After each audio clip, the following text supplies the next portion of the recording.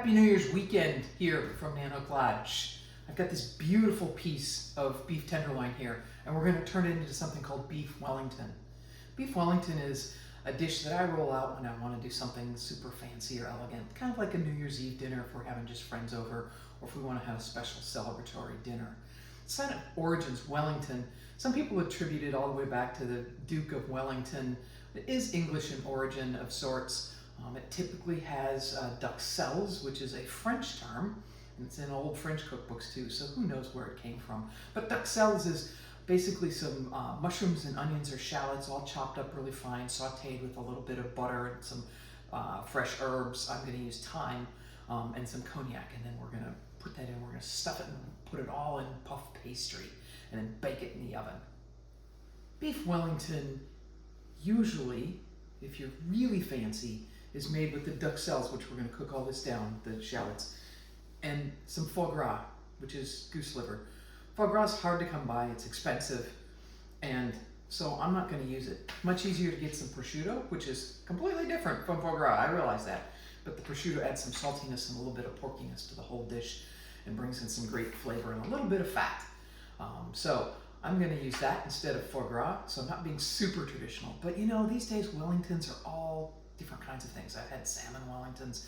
Really, it's something baked in puff pastry, a protein, but I've seen butternut squash Wellington as well. So lots of different ways you can take it. We're going to do a mostly traditional beef Wellington for New Year's weekend. We have a variety of ingredients here that we're going to use to put this all together.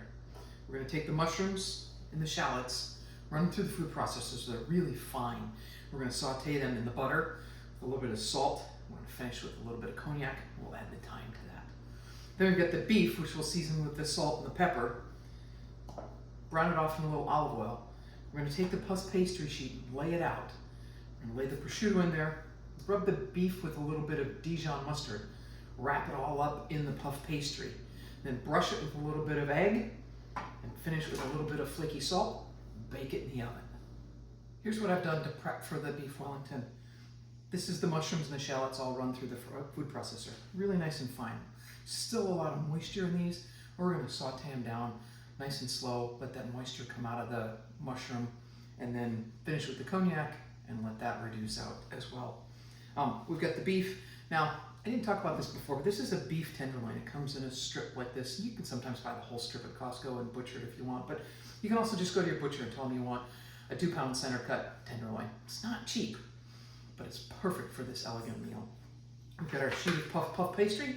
I'm just showing you what it looks like. I'm going to wrap this back up because we're not going to use it quite yet and I don't want it to dry out.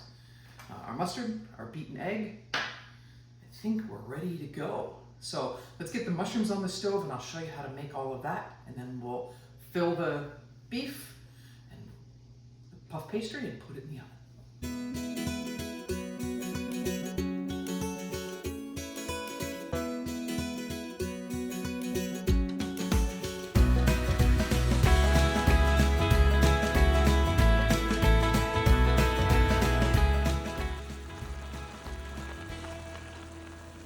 You can see there's very little moisture left in there. Another minute or so and then we'll deglaze with the cognac and let it all reduce again.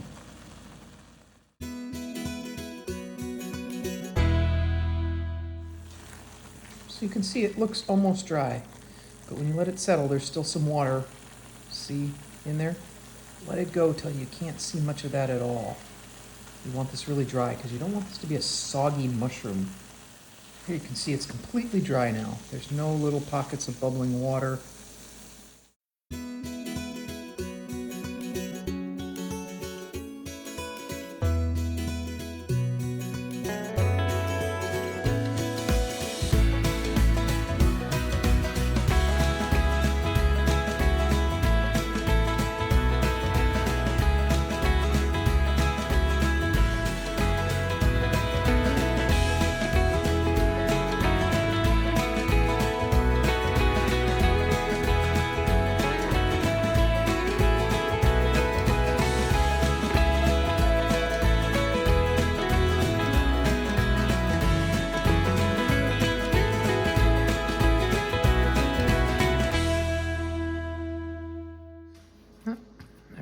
upside down. Let's flip that around. We're going to pull this around.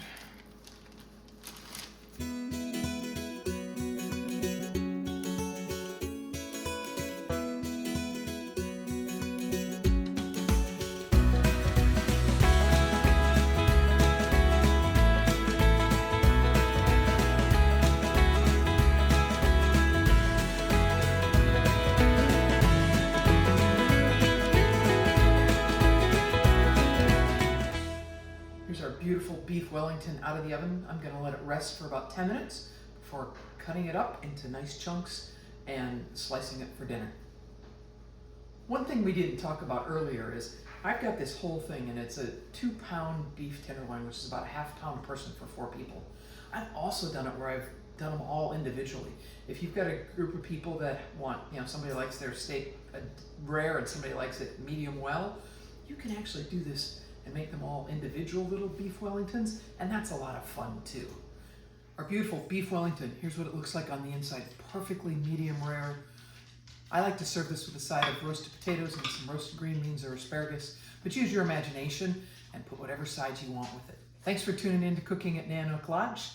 I'm gonna go eat some fancy dinner.